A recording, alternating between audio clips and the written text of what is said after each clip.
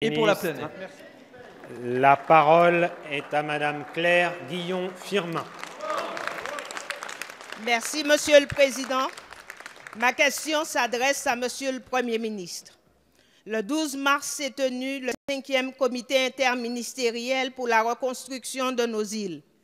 Et je dois vous dire que les annonces faites sont pour le moins décevantes et illusoires. 500 millions d'euros d'aide, parmi lesquels figurent la reconstruction de vos propres infrastructures, l'aide européenne, le moratoire sur les charges sociales et le prêt qui seront donc remboursés.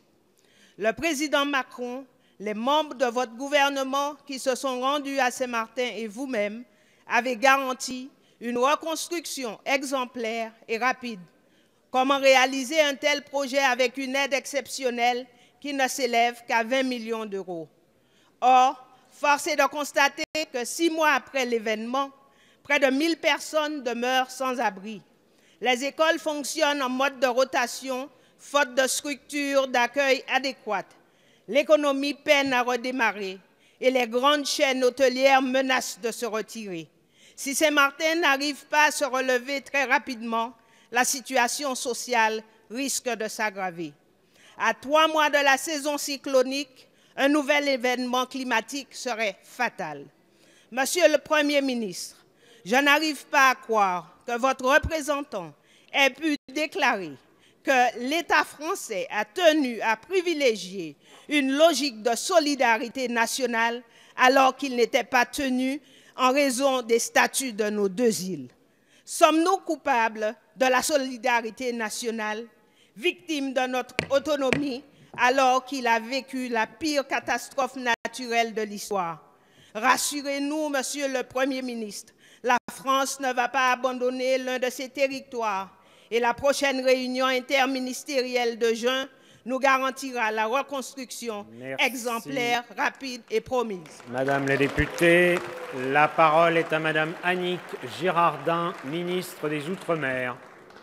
Monsieur le Président, Mesdames et Messieurs les parlementaires, Madame la députée Firmin-Guillon, le gouvernement a mis en place une organisation exceptionnelle pour la reconstruction de Saint-Martin et Saint-Barthélemy, vous le savez. Une délégation interministérielle qui œuvre avec l'ensemble des ministères et avec les 2 collectivités territoriales de Saint-Barthélemy et Saint-Martin. Alors, plusieurs comités interministériels ont eu lieu, vous l'avez dit, plus de 5, et le dernier, le 12 mars dernier. Je veux d'ailleurs ici saluer, au nom du gouvernement, aux côtés des services de l'État, l'engagement des élus de ces 2 territoires, mais aussi de leurs équipes confrontées à des enjeux de relance économique, d'accompagnement social des foyers défavorisés, mais aussi de la reconstruction des services publics.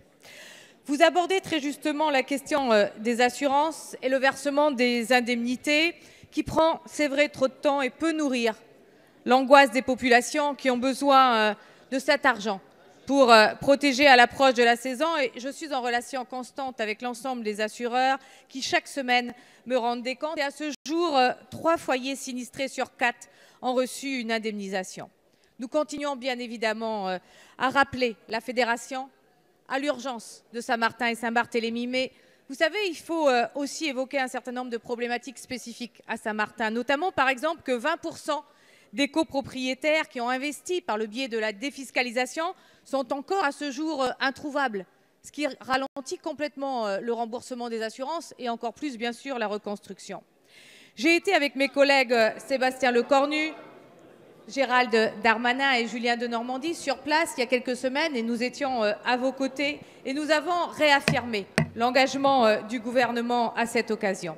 Je veux redire ici combien il est important que l'on puisse accompagner la collectivité dans l'ensemble de ses compétences. Deux exemples de solidarité nationale. D'abord, le soutien de l'État à la collectivité qui a perdu ses recettes avec 12 millions d'euros en fin d'année dernière et 50 millions qui seront versés cette année. Et ensuite, 66 millions de subventions pour la reconstruction des écoles et des bâtiments sociaux. Le gouvernement est terminé. La séance est suspendue.